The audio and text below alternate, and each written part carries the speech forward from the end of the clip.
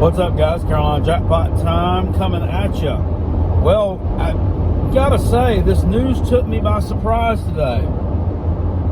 I was sitting at home banging around on the laptop doing some work, and I see a comment in my YouTube section that Frank Martin's just been fired, and then I go to Twitter and start looking around and go to The Athletic, start looking around, and I find out it's true. Frank Martin, after 10 seasons and an 18-13 finish in 2021-22, has been relieved of his duties as head basketball coach at the University of South Carolina, effective immediately. Now, before you say, look, well, I bet Jackpot's happy. Well, I bet Jackpot would cut a flip if he could. Well, I bet Jackpot's going to be dancing in the streets tonight. No, I'm really not.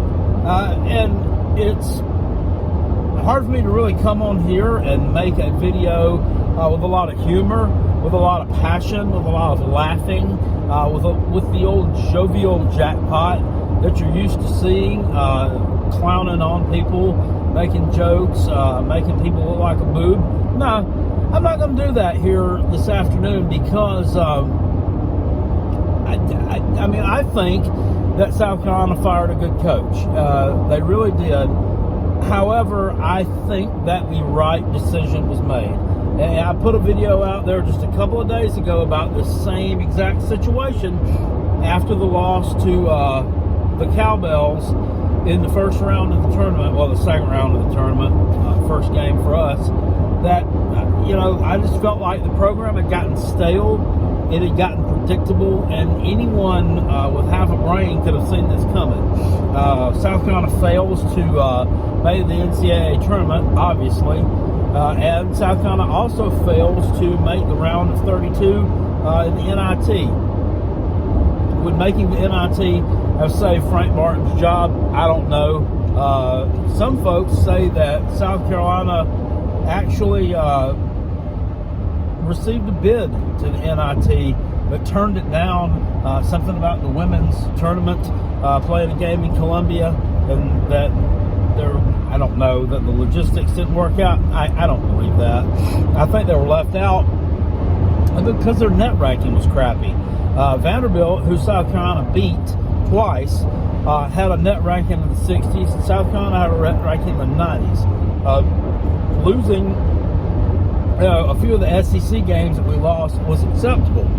However, losing to Princeton early in the season was not, and losing to Coastal Carolina, which is a terrible loss, was not either, and that was by margin too. Losing to a Clemson team that was not very good. It doesn't matter that half your team had COVID. You went up there with 7 players. It's still a loss to a not very good Clemson team that had like a 17-16 record. So they're not going to put you into any kind of tournament like that. And then there used to be another tournament under the NIT, but I don't know.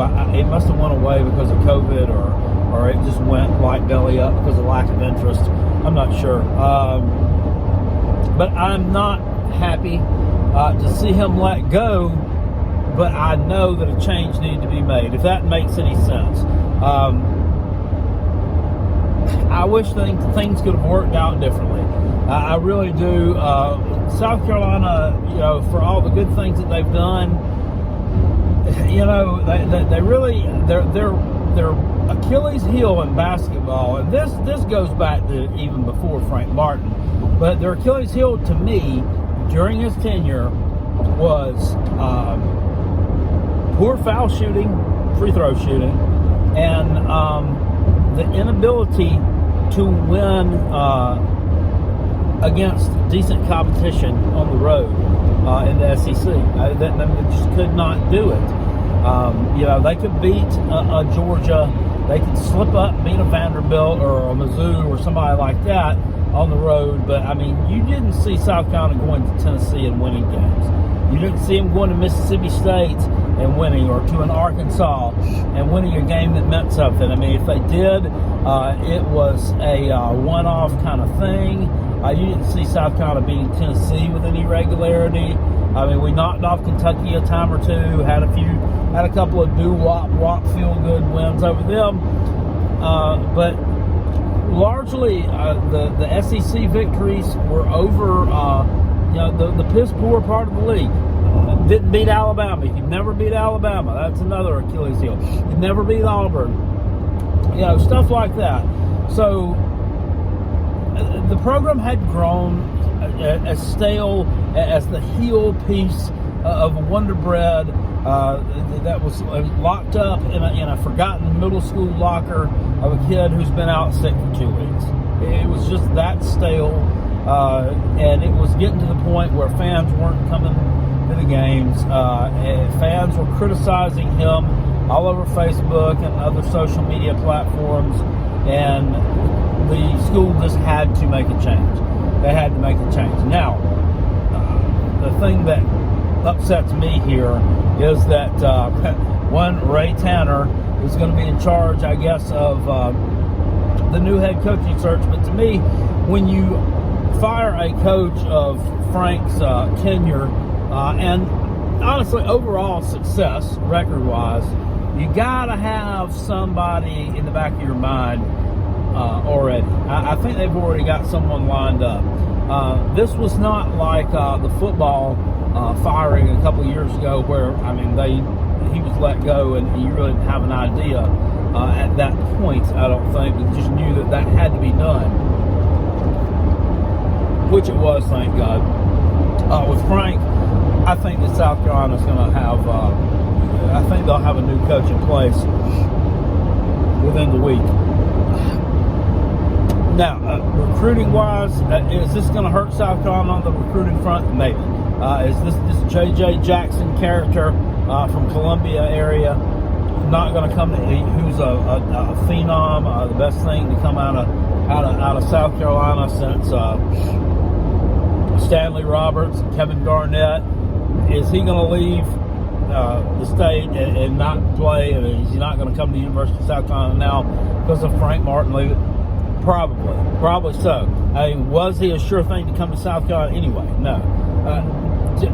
But you've got to think, was keeping Frank around for one more year, landing JJ, having a great season for 1 year, and then him leaving you because he's going to be a one and done, is that really worth that? Because for South Carolina's never had success with that. They've never built their program on one and dones.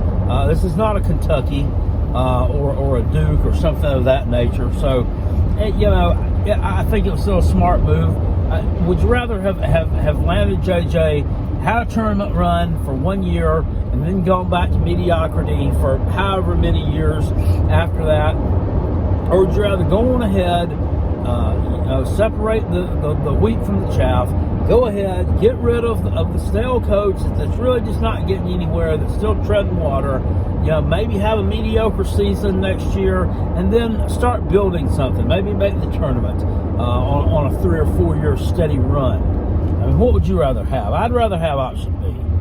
And who will South Carolina get to replace him? I have no clue. Honestly, I have no clue. I think they already know who they want. I think it's just up to them to go out there and go on ahead and seal that deal. People talk about, well, there's just not there's not a tremendous amount of young coaching talent out there right now. Well, you know what? There never is. People say, well, this is not a good time for USC Junior to be firing a coach because there's other programs that have got openings and they're a better destination than USC Junior. Well, if you wait for the right time to let him go, that right time is never going to come. It's kind of like a young couple discussing having their first baby. You need to wait for the right time. You need to wait for the right time. You need to wait for time's right to get her pregnant. Well, if you keep waiting and waiting and waiting for the right time to have that baby, you're never gonna find the right time. There is no right time. So you should just do what you need to do. Take care of your business. I think they make the right decision. I hate the fact that it ended this way for him. When Will Muschamp was fired, I was celebrating I was dancing. I was turning up alcoholic beverages. I was hooting and hollering, and you could not remove that perma-grin from my face for a week. But with Frank, it's not the same. It's because there were two different people, there were two different coaches, and I quite frankly thought Will Muschamp was just really not that great of a human being. I thought he was full of shit. I thought he made too many excuses, and I don't really think that he cared all that much about the young men who he was supposedly leading. I really don't. I just really feel that way, that he was just not that great of a human being. Frank Martin looks like this big, imposing drill sergeant, but I believe that he has a heart of gold. I believe that he is a molder of young men, and he talks about that. He talks about God and his faith, and I honestly believe him. I honestly believe that he is a really good dude, and I wish that things had worked out better for him here. I really do. But he's gone, and I think it was still the right decision to make. So, good luck, Coach Martin. We'll never forget what you did here, and I may not speak for everyone in Gamecock Nation, but I know I speak for myself when I wish you nothing but the best in your future, because you deserve it. And hey, hope we find somebody good. I'll see you guys later. Appreciate you. Peace. And I'm out, baby. Spurs up, my toes up. Woo! I said, woo!